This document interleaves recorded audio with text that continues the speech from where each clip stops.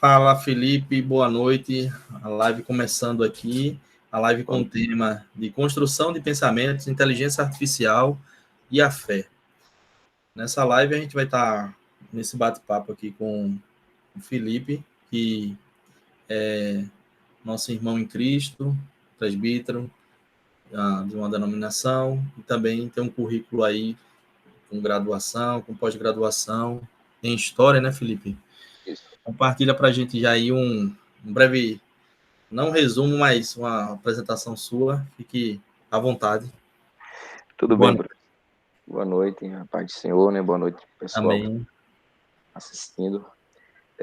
Vamos lá, professor. Eu sou formado em História, depois formei em História, dei aula em pouco tempo, e daí, como trabalhando na Agência Estadual do Meio Ambiente, eu comecei a direcionar minhas pós-graduações para essa área de meio ambiente.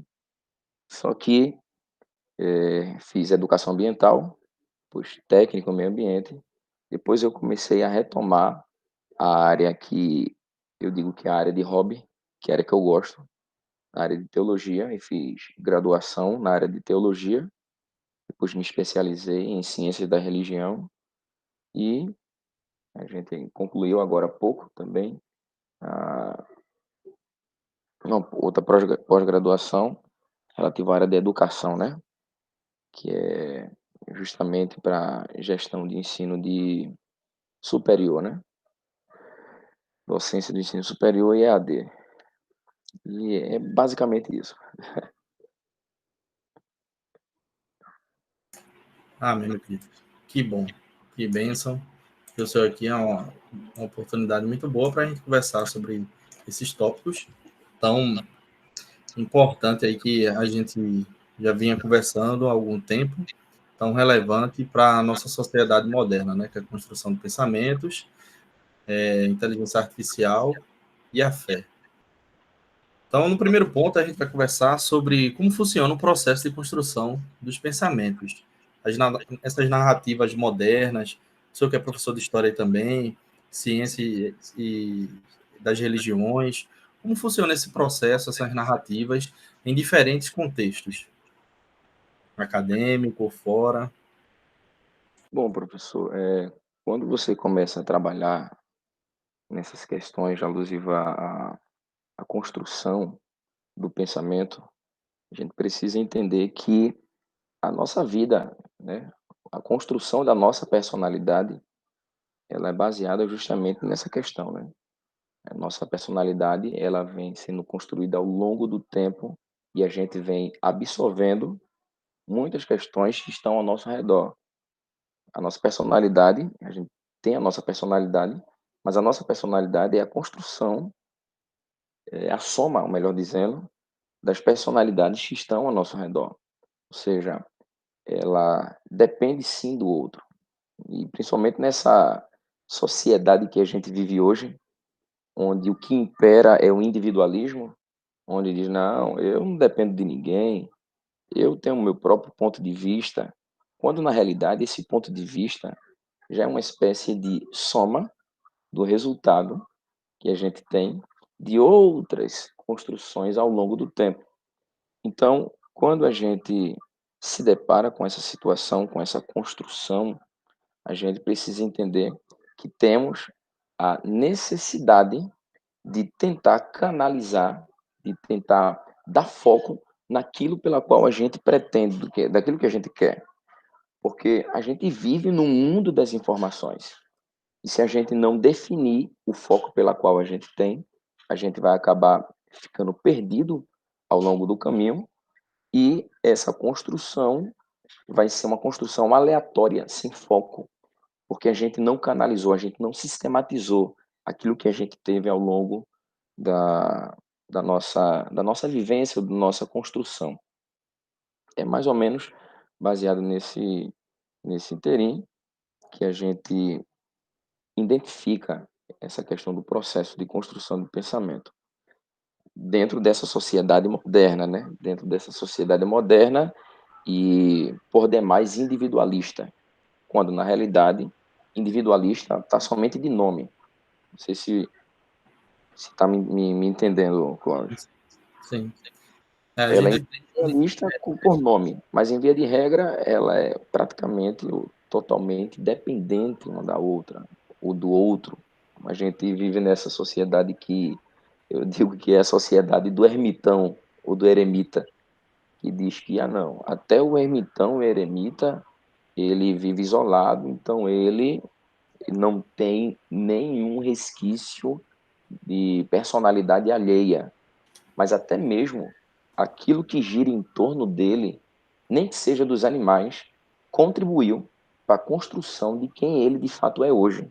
Ou seja, a nossa dependência do outro, ela é por demais visível e patente.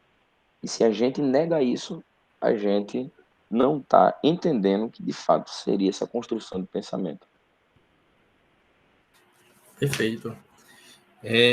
A gente tem nesse processo, né, de construção de pensamentos diversas narrativas hoje, né, narrativas que consequentemente direciona, né, como o senhor falou também, acaba lhe influenciando, né? A gente tem o fenômeno aí de diversos influenciadores digitais, né? E muitos professores, assim como eu e outros também, entraram nesse mundo digital cada vez mais forte e mais presente, né? No meu caso, eu sou da área também de tecnologia, então fica mais fácil para a gente entrar nesses ambientes, né? E tá ali de fato influenciando e contribuindo, né?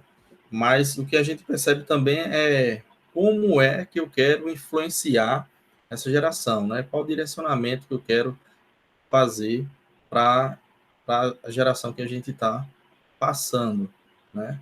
Então, eu procuro sempre trazer uma influência mais na questão da gestão emocional, né? A gestão da motivação, trabalhar com liderança, né? Capacidades cognitivas relacionadas a esses pontos, né? Como a motivação que Piaget falava, e outros, né, que a gente tem na história. Eu queria que o senhor também falasse um pouquinho nesse contexto, né, de motivação dessas pessoas que foram tão importantes aí na história e como é esse processo de construção narrativa, esse direcionamento com gestão de emoção, um assunto tão falado hoje, né, e ainda pouco explorado, né, principalmente em ambientes escolares e acadêmicos e profissionais também. A gente vive num processo de pandemia agora, né? O isolamento ainda está sendo desfeito aos poucos em alguns setores e já tem estudos que mostram que vai ter, com esse processo todo, a sociedade vai ter até uma redução de massa cefálica, vai ter uma redução de capacidade cerebral, vai ter uma redução de capacidade de gestão da emoção, por diversos fatores, inclusive esse de pandemia. Fica à vontade. Pronto, rapaz, é justamente isso. A pandemia, com certeza, ela vai gerar algum impacto, e tem gerado, de fato, algum impacto na sociedade. Você tira por aí, eu acredito que você é pai, você sabe disso, inclusive nos nossos filhos, que tem sofrido, vai ser um sofrimento, obviamente tem sido um sofrimento muito grande, e com isso a gente vai acabar sofrendo também como consequência disso. Não apenas eles, não apenas os seus alunos, mas inclusive até você, até nós. Você como professor vai sofrer, porque inclusive a sua didática de ensino, ela precisa perpassar por essas questões e se adequar à situação do momento. Então isso vai mexer consequentemente com isso. E é de suma importância, professor Clóvis, essa questão de você trabalhar não apenas a questão didática voltada para no caso, a sua disciplina, mas você indexar as questões pedagógicas e emocionais, porque você não está lidando apenas com com máquinas. Você trabalha com máquina, mas você trabalha com pessoas, e essas pessoas com certeza têm sofrido esse impacto da sociedade, que a gente já chama de um novo normal, né? É uma nova realidade. E acredito que você trabalhando essa questão, você irá somar e justamente ajudar na construção desse pensamento que a gente tem entendido que vai sofrer um déficit, vai sofrer uma espécie de problemática. Inclusive, já que o teor do nosso assunto envolve também questões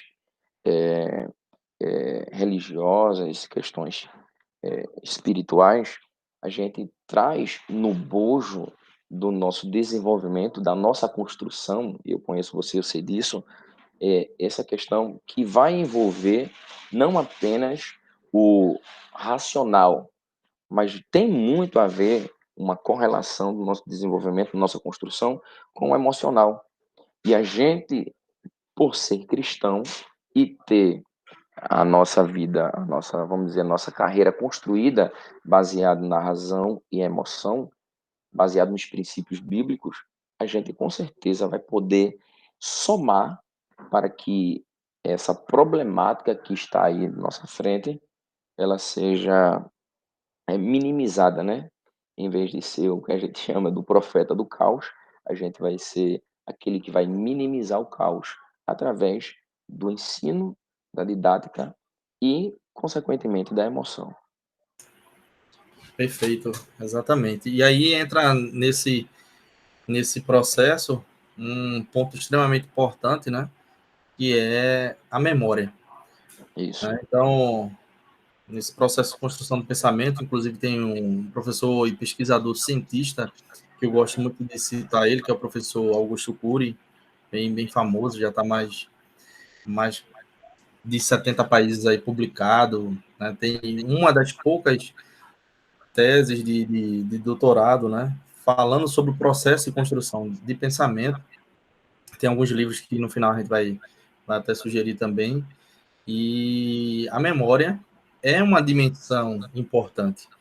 Então, a memória é realmente muito relevante nesse processo de construção de pensamento. E agora, com esse processo de pandemia, muita gente sofreu, né, está sofrendo, para conseguir gerenciar bem as suas emoções e conseguir proteger, né, a memória, que aí é o ponto 2 já, que é por que devemos proteger nossa memória do volume de informações que a gente tem disponível hoje, né? Então, hoje, tem até alguns estudos que mostram isso, e se a gente fosse absorver todo o conteúdo que tem disponível na internet, a gente ia precisar viver alguns bilhões de anos. E possivelmente a gente não daria conta, porque nesse exato momento a gente, inclusive, aqui está gerando conteúdo também. Então, a partir do momento que você Isso. estaria lendo, também existe um processo aí em paralelo, aumentando o volume e o desenvolvimento de outras informações, né? Então, como a gente pode, professor, aí, proteger, de fato, a nossa mente, né? E ter estratégias para fazer essa, essa proteção de tantas informações disponíveis. Veja só, professor Clóvis, na realidade, quando a gente começa a tratar sobre essa questão, a gente precisa entender que, eh, eu falo como pai mais uma vez, vou falar como pai. Inclusive em casa, como você já bem falou uma vez comigo, que uma criança de apenas 3, 4 anos de idade já tem um QI muito mais desenvolvido do que um idoso, porque o volume de informação que ele tem hoje é de maneira que é surpreendente há 20 anos atrás. Isso se dá justamente por, por essa nova realidade. E a gente não tem como fugir disso. O que a gente tem é tentar fazer uma espécie de equilíbrio e canalizar aquilo que a gente está absorvendo ao longo do tempo. O próprio Augusto Cury ele vai fazer um levantamento que eu li em um de seus livros sobre o problema que vem trazido à tona por muita gente, é o chamado SPA, né? é o síndrome do pensamento acelerado. Acelerado. Isso acontece justamente quando o indivíduo passa o dia envolto a informações, quer seja pela imprensa, quer seja pelos jornais, quer seja pela televisão, quer seja por livros, quer seja um trabalho, etc. Todos os meios de comunicação. E isso fica absorvido na mente e a gente não consegue fragmentar ou canalizar ou deixar uma parte em um HD externo. A gente acaba envolto a esse pensamento acelerado que, inclusive, traz algum distúrbio por pessoas que, inclusive, quando vai dormir, eles não conseguem colocar uma pausa ou apertar em off para poder desligar. E isso tem causado muitos problemas.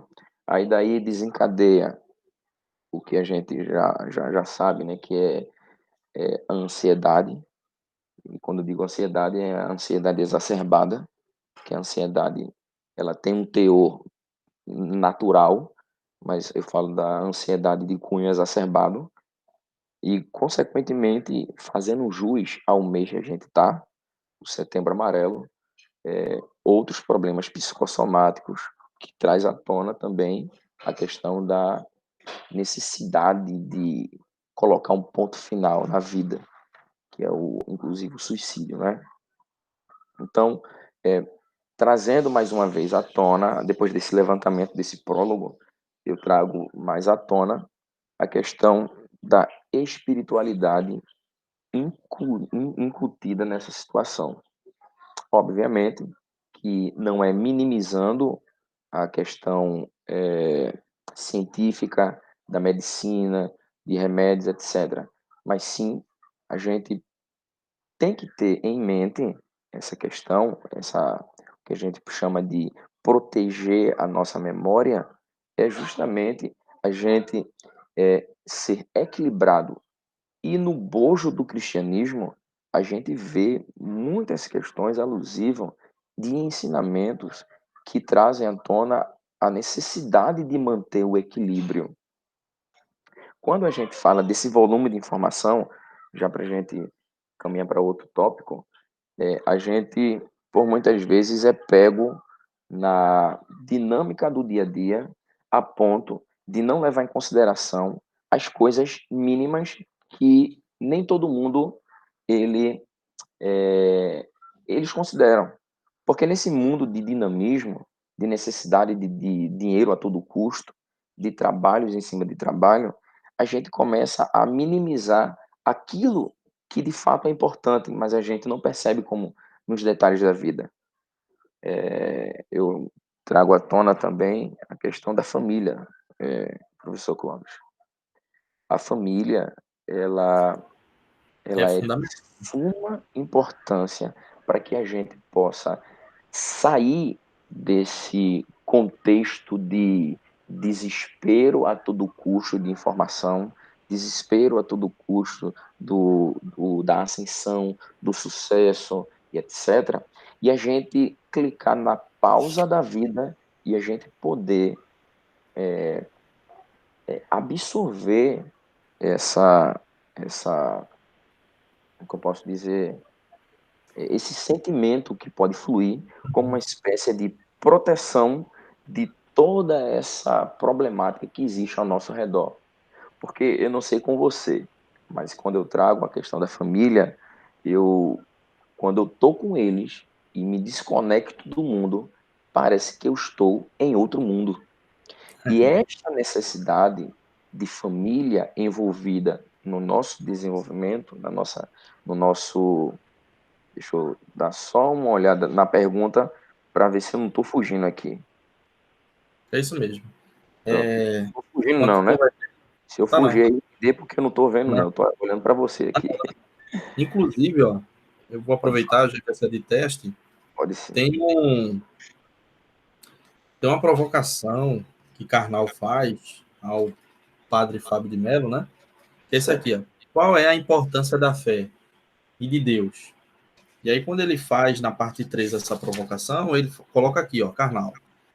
Um ponto que eu queria retornar com você, padre Fábio, é se nessa conformação religiosa, em que eu estou sendo cético em relação a Deus, qual é então a importância da religião ou da fé?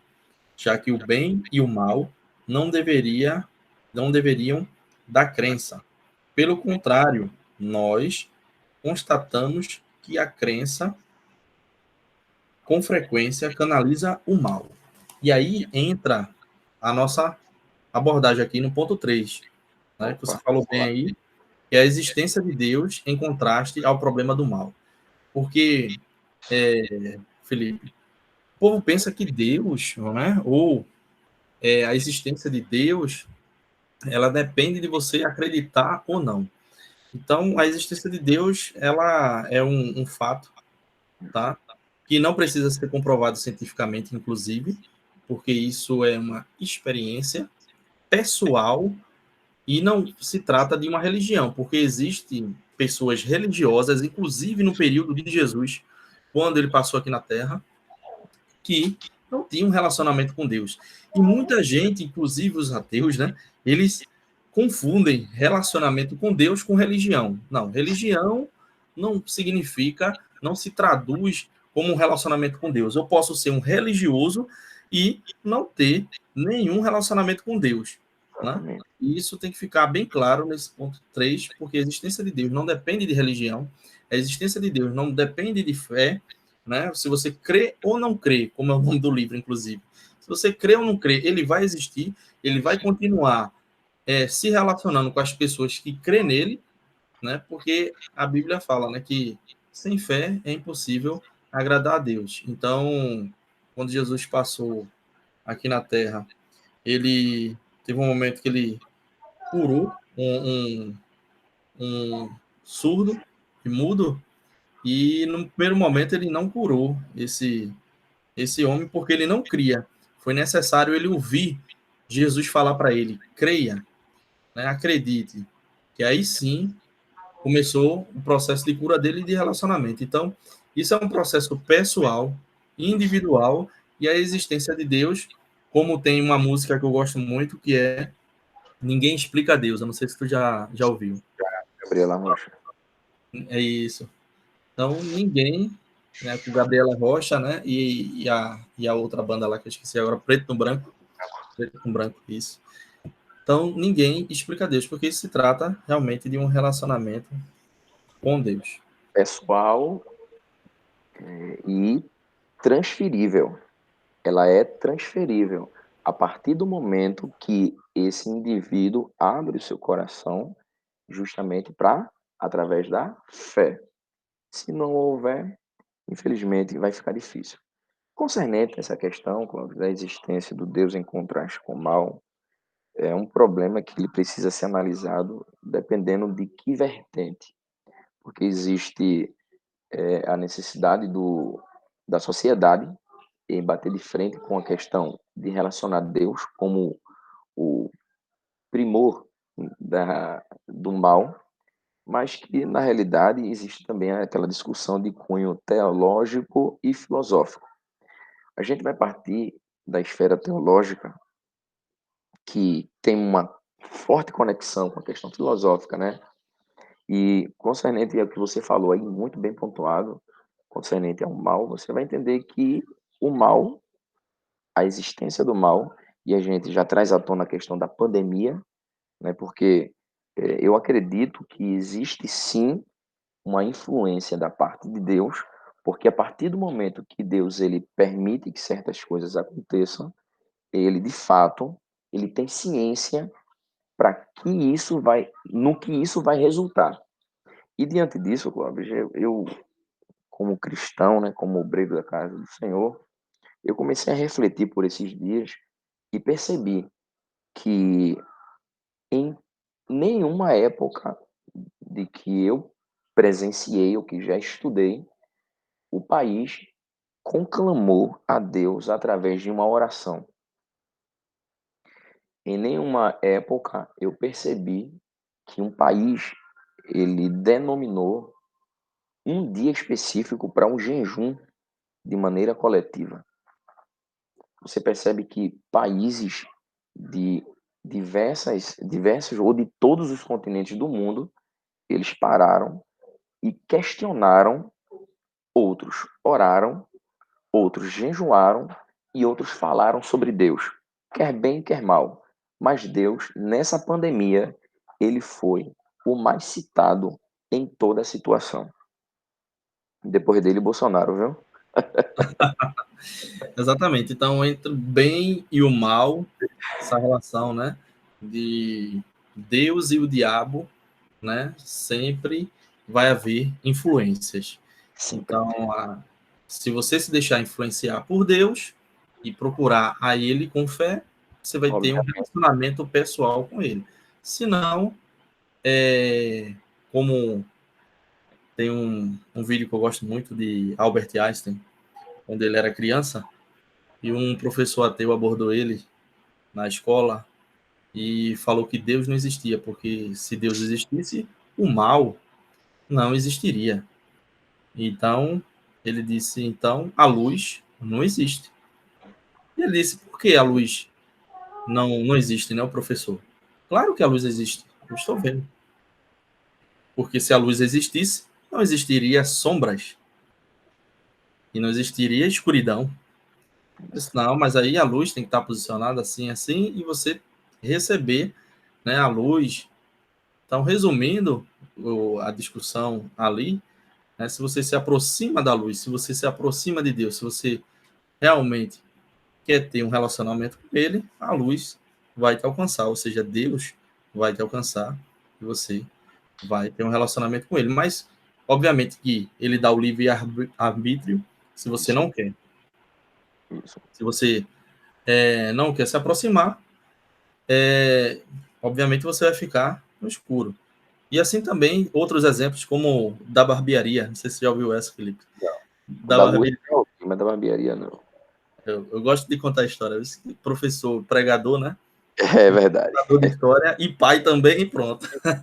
Combinação perfeita. Então, o barbeiro ateu disse para o cristão que Deus não existia. E o cristão disse, então, barbeiro não existe. E ele disse, como assim, barbeiro não existe?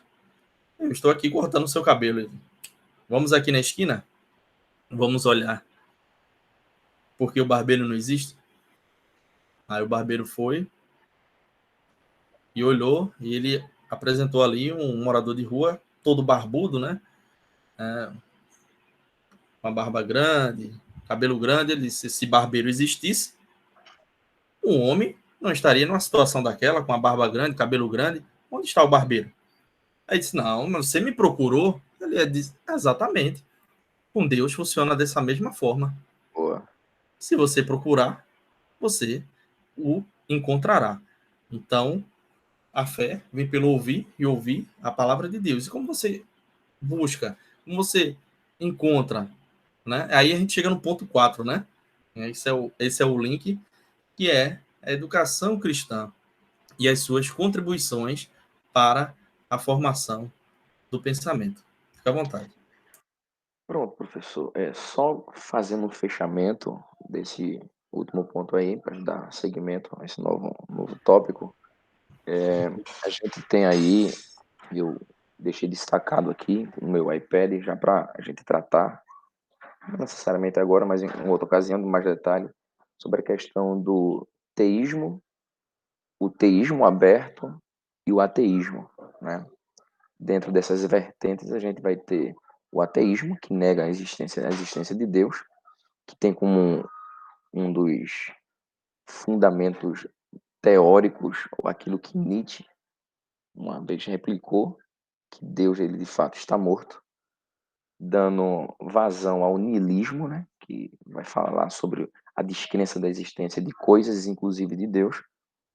E existe aí a questão do teísmo aberto, que é uma vertente do teísmo, não do ateísmo, que está deturpando exatamente o teísmo. O teísmo é a crença em Deus, é a credibilidade na existência de Deus. Mas o teísmo aberto, ele anula a soberania de Deus quando diz que Deus ele é pego de surpresa em determinadas questões, inclusive da pandemia.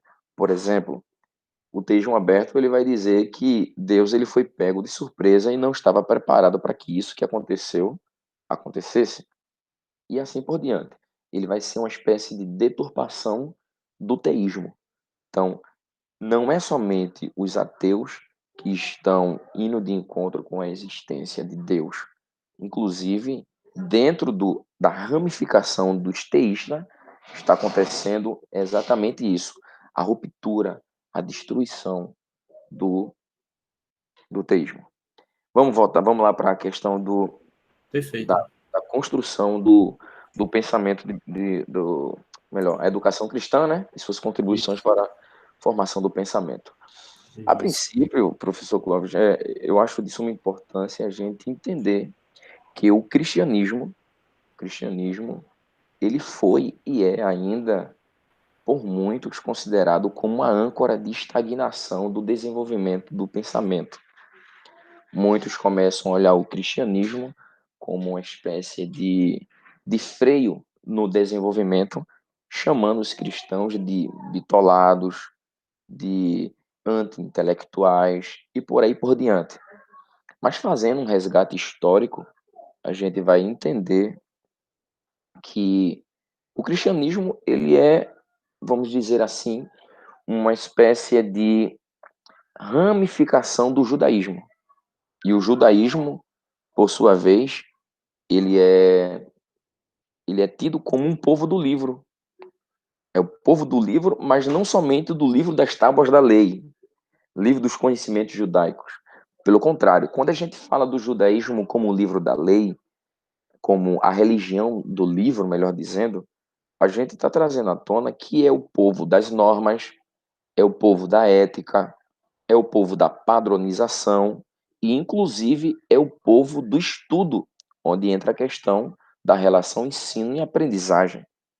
Fazendo ainda um resgate histórico, você vai perceber que existe aí o que a gente chama do Prêmio Nobel, né? Acho que todo mundo já escutou falar sobre o Prêmio Nobel, criado no ano de 1901, que é uma das premiações mais galgada, mais ansiada pelas pessoas no mundo todo. Quem é que não queria receber um título desse? E por natureza você vai encontrar que é no judaísmo que se encontra as pessoas que mais receberam títulos. De modo que no ano de 1969 já existia aí 40% de judeus que conquistaram o prêmio Nobel diante de tanta quantidade de pessoas que existiam até então.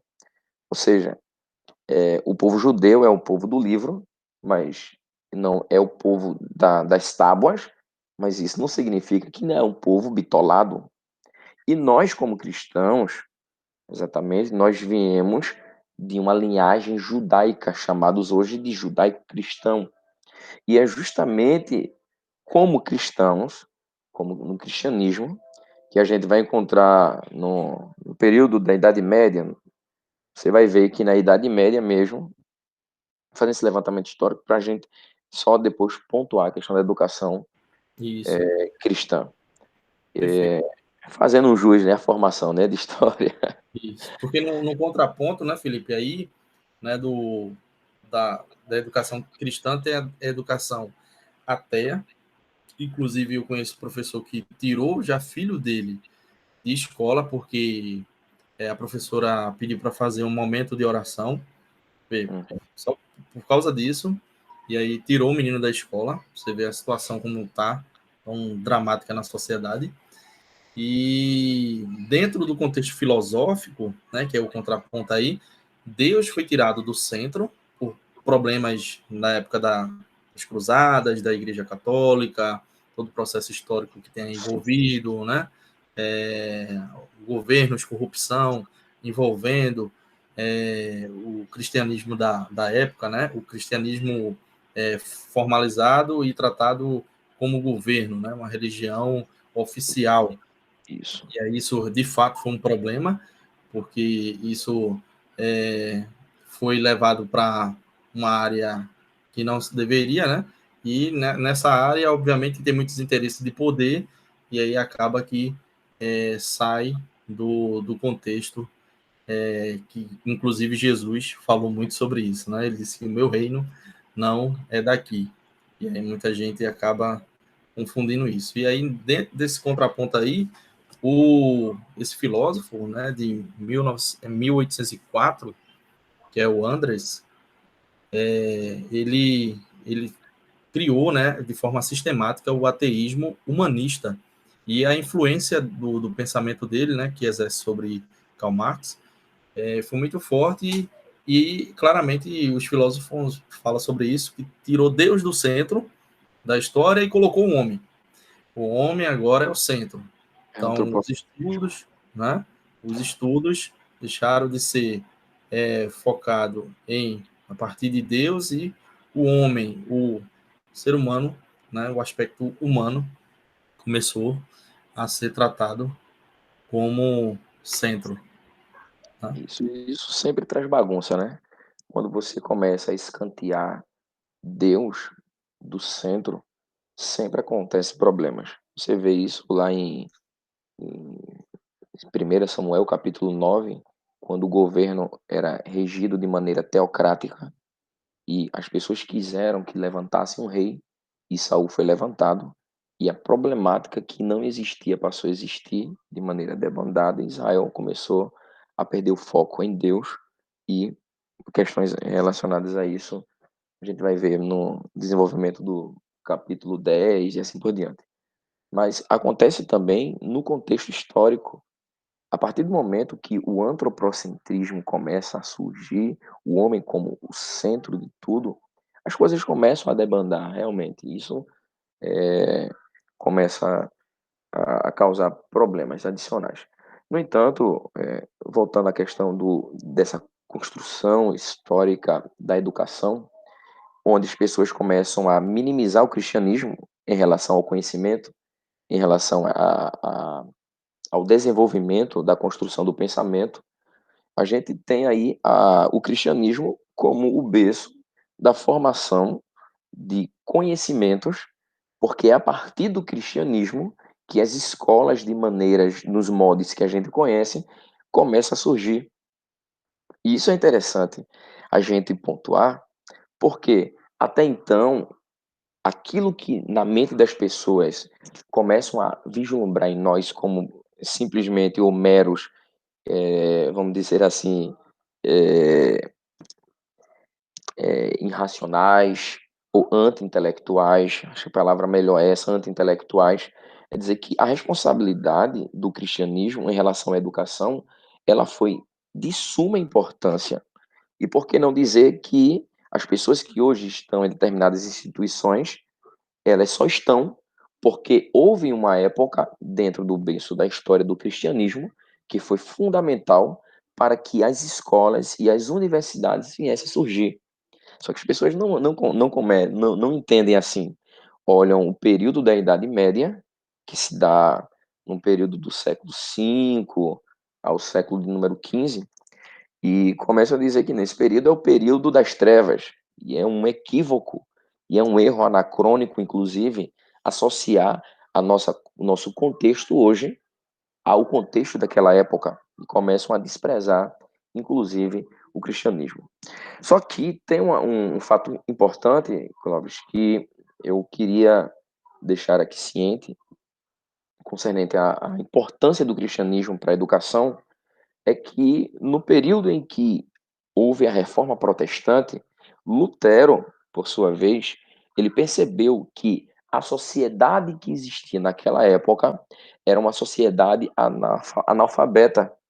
E ele, por sua vez, para contribuir para que houvesse a divulgação e a difusão do conhecimento, ele cria as escolas nos moldes que a gente conhece hoje, contendo professor, contendo cadeira, contendo material didático e contendo aluno, que até então não existia.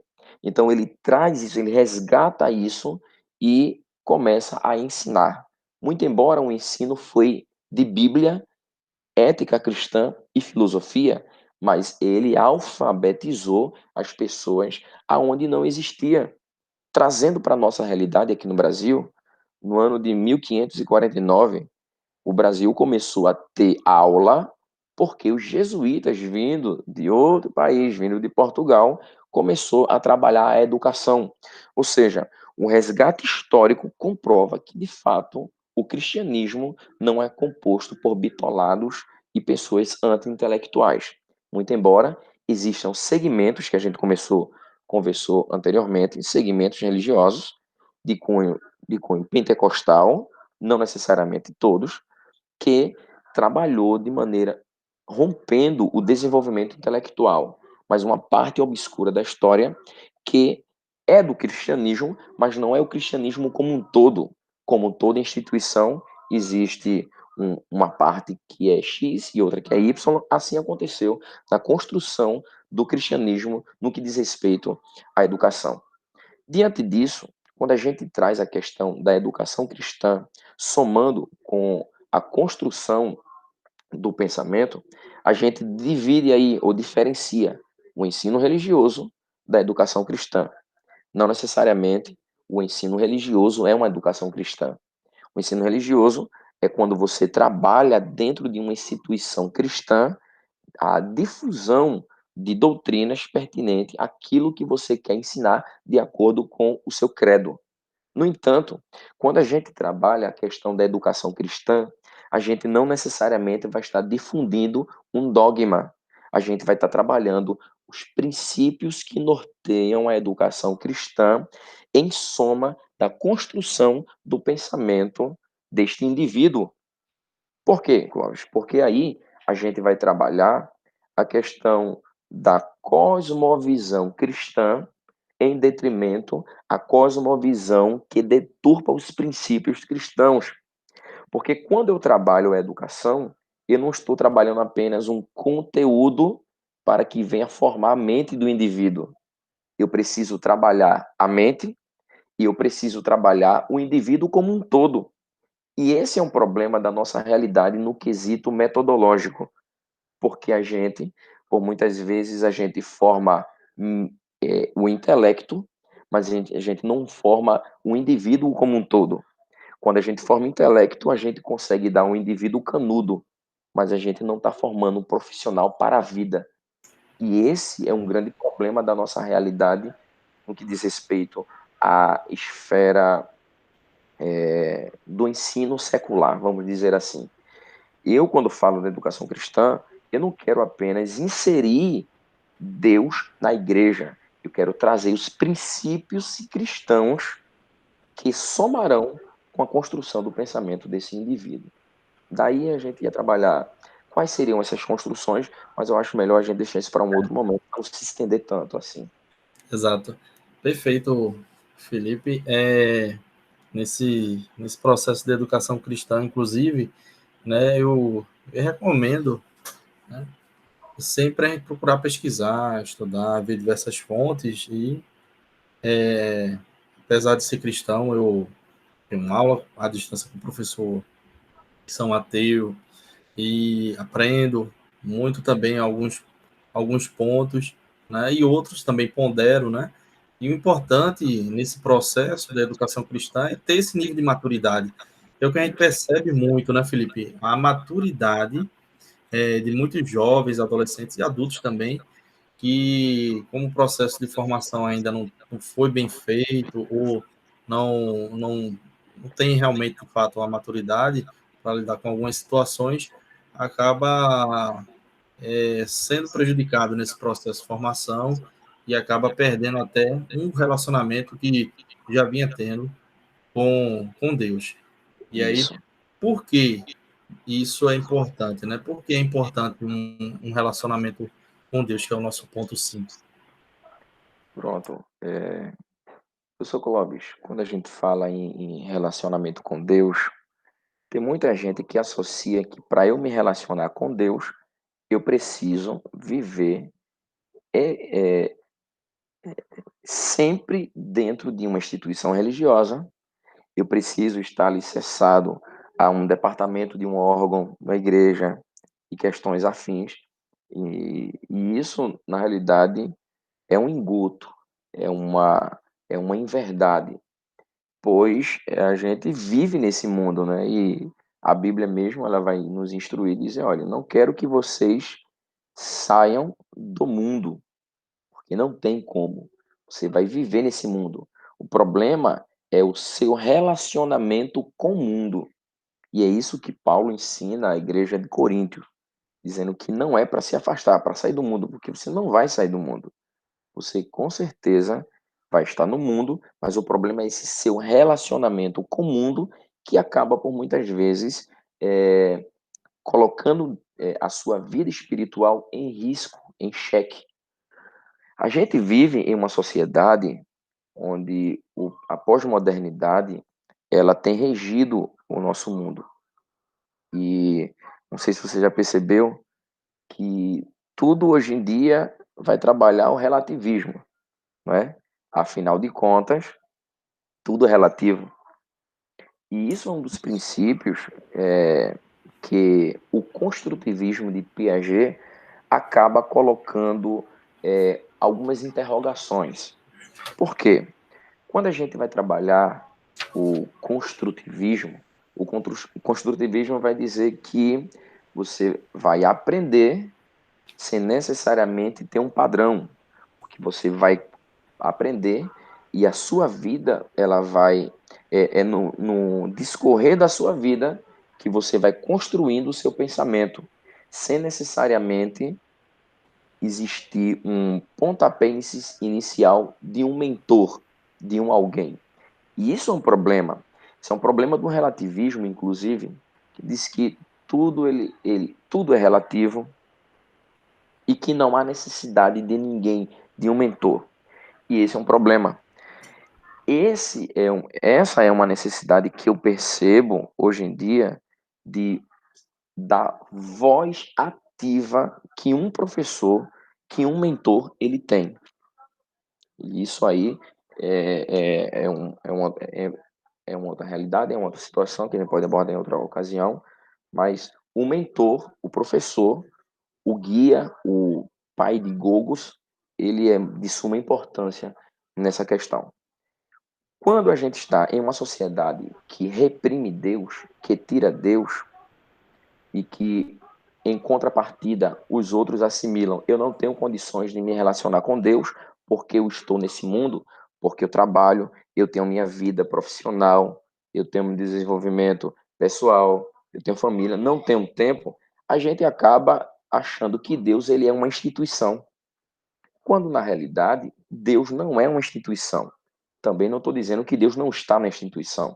Obviamente, Deus está em algumas instituições, mas não necessariamente significa dizer que para que eu possa me relacionar com Deus, eu tenho que estar no templo. Também não estou aqui louvando os desigrejados, por favor. Existe uma corrente dentro do cristianismo chamada desigrejado, aqueles que não acreditam que precisa de um templo. O que eu estou levando em consideração aqui é que não necessariamente para eu ter um encontro ou um relacionamento com Deus, eu preciso estar exclusivamente dentro de um templo. Porque se fosse assim, alguém se relacionaria com Deus enquanto estivesse no templo e depois seria uma pessoa que não estaria relacionada com Deus. Essa questão aqui é justamente dizer que o relacionamento com Deus independe de instituição, relacionamento de Deus independe aonde você está. Relacionamento, ele é uma questão de cunho muito pontual no quesito individual.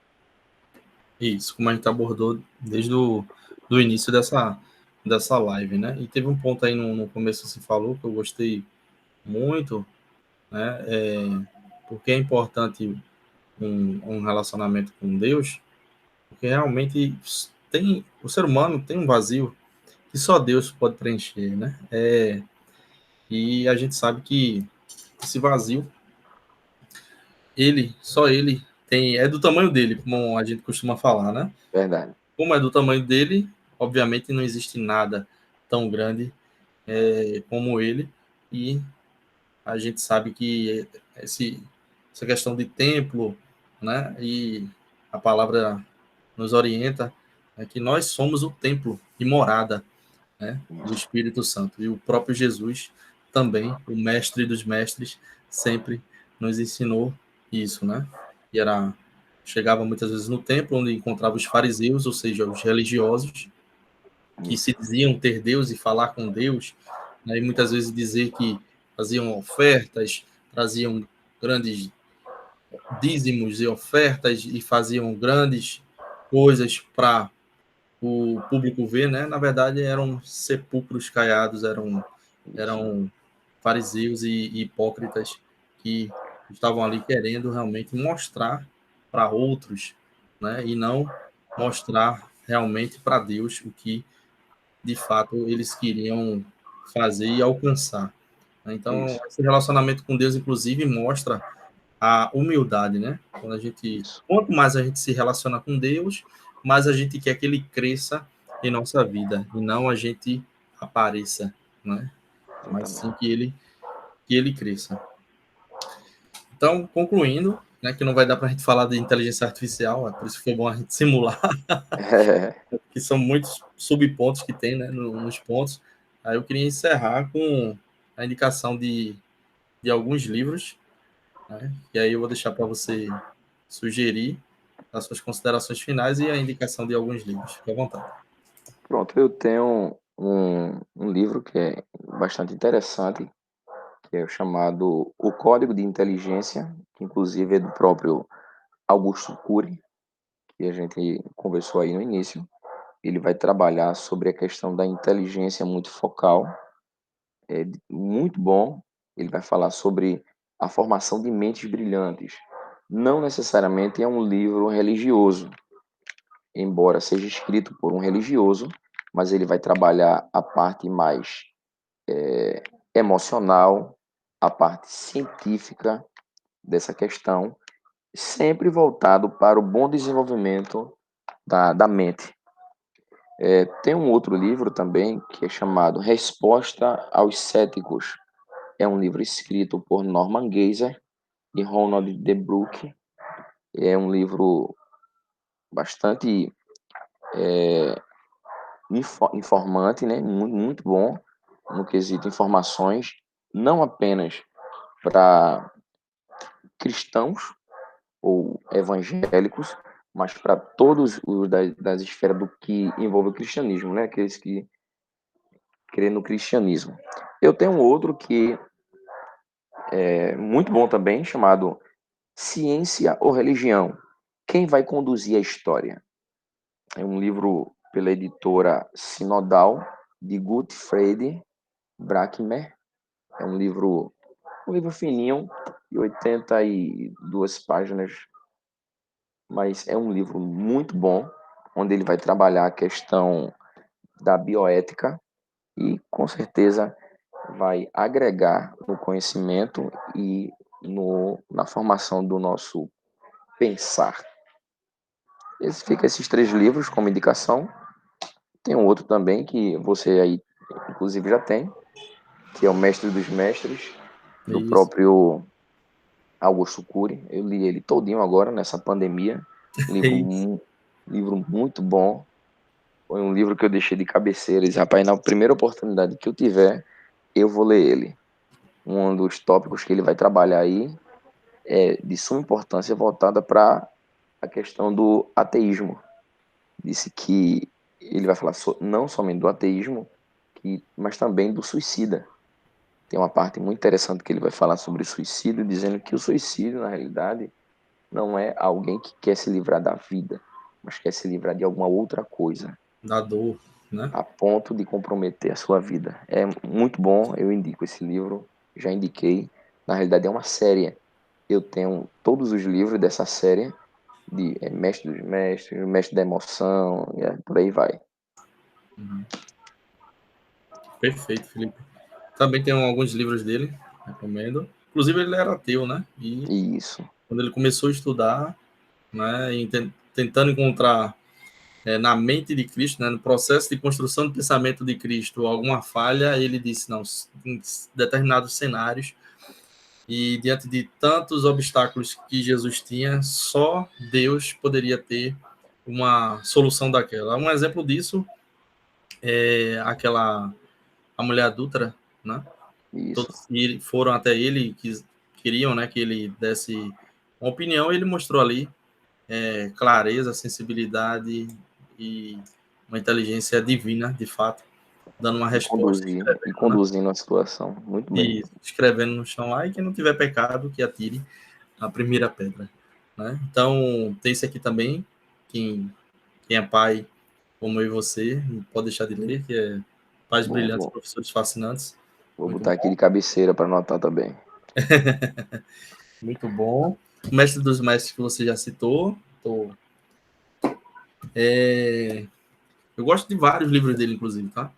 Então, o Código da Inteligência, de Gênio e Louco, todo mundo tem um pouco. Nunca desista dos seus sonhos, ó. Então, ele é, de fato, um escritor fascinante. O Vendedor de Sonhos, que tem até um livro. Tem até um É filme, um né? filme, né? Tem um filme. Tá Filme. até na Netflix também. Isso. Eu tenho dois, e o três também, que é aqui. Eita! E aí vem os livros clássicos agora, né? Também recomendo, tá? Você não lê só livro cristão também. Se você tiver um nível de maturidade, eu recomendo, ó. Você lê aqui um diálogo, né? Do cético ateu declarado aí, que é o professor Leandro Carnal, né? Historiador, e o padre Fábio de Mello, né? Que escreveram esse livro alguns anos atrás. É bem interessante a conversa entre os dois. Recomendo também. Recomendo também aqui, ó, O Peregrino. Tem a parte 1 e a parte 2, com o cristão, a jornada do cristão peregrino. Tem até o E filme também, né? tem um filme que também é muito bom. E aí tem Cartas de um Diabo, que ainda não li, só vi as resenhas, mas vou ler com certeza. Cartas de Breve. um Diabo a Seu Aprendiz, né? Ele é um livro muito, muito interessante. Tem o Cristianismo Puro e Simples também, todos do mesmo autor, que é o Lewis. Muito bom. E ele que fez aquele filme, né? As Crônicas de Nárnia, De né? Nárnia, isso. Pronto. Esse aí eu acredito, eu não sei se é C.S. Lewis, mas C.S. tem Lewis. um Cristianismo Puro e Simples, né? Isso. Pronto, esse daí eu não conheço não.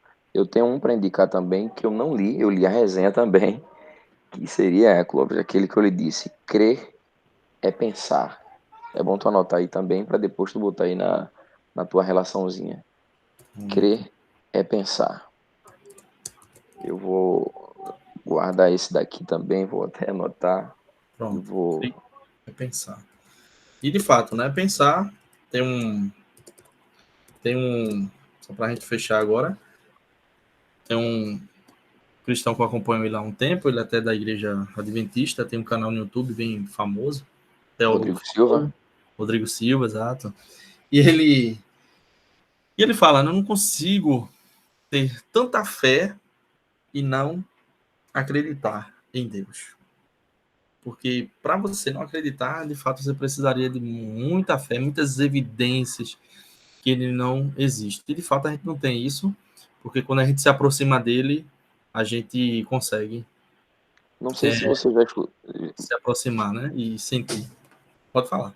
não sei se você já escutou falar de um livro chamado Não Tenho Fé o Suficiente para Ser Ateu. É dele mesmo. Pronto, essa frase dele. Pronto. Esse é um livro escrito por Norman Geisler também. Inclusive eu tenho esse livro, é muito bom e recomendo também. Bota aí na galeria. Massa. Vou colocar aqui. Livro. Não tenho fé o suficiente para ser ateu. Fé. Suficiente para ser ateu. Ok, então vou finalizar aqui a gravação. Muito obrigado pela participação, Felipe, pelo seu tempo. Espero que a gente tenha contribuído aí com a construção do pensamento dos jovens, adolescentes e adultos também, nesse processo de maturidade cristã, onde a gente está vivendo sinais evidentes aí, vários, diversos, né, não só a pandemia, com o vírus, né, do coronavírus, mas outros sinais, principalmente em Israel, com acordo de paz e etc., sobre a volta de Jesus. Mas isso é outro ponto, outra live, a gente volta depois. Muito obrigado, Felipe. Nada, professor. Eu que agradeço aí pela consideração e por também acreditar que a gente somou com a construção do pensamento dessa galera aí. Massa. Valeu. Grande Um abraço. abração, professor. Paz. Amém.